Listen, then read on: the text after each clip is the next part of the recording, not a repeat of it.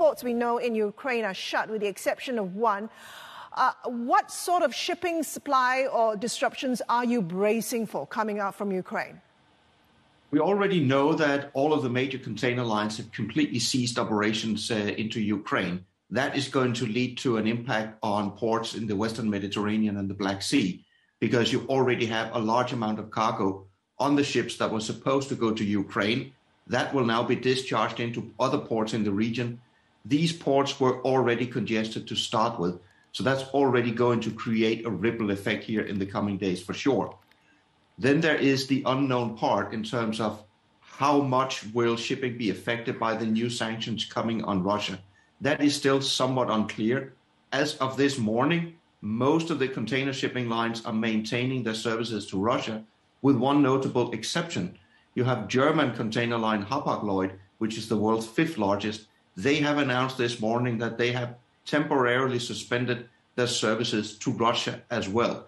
So there's a large degree of uncertainty here over the next few days in terms of whether services to Russia will stop or not.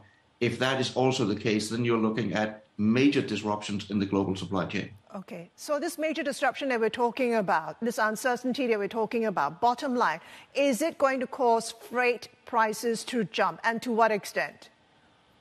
As long as the problem remains in Ukraine, then the answer to a large degree will be no. It will only have an impact in the Western Mediterranean. If it includes Russia as well, then all bets are off. Then we are definitely going to see much larger congestion issues, not directly because you're going to shut down for Russia, but because of all the cargo that is in the pipeline that suddenly cannot go anywhere, and will create a situation where the already heavily congested port infrastructure will become even worse.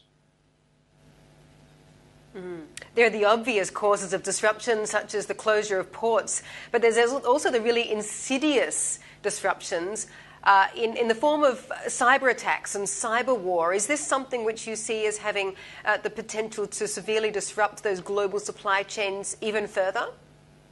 Absolutely, yes. It's been a large risk and is growing ever larger by the day.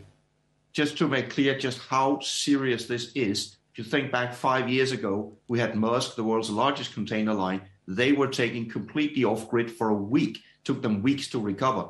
That was as a result of a Russian cyber attack, actually on Ukraine at the time.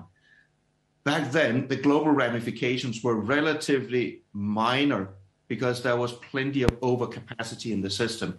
Today, it's a completely different situation. There is zero overcapacity. There are no available ships, no available port capacity. So a cyber attack bringing down either a major shipping line or one or several major container ports will make a very bad situation much, much worse. And it's going to take months to recover from.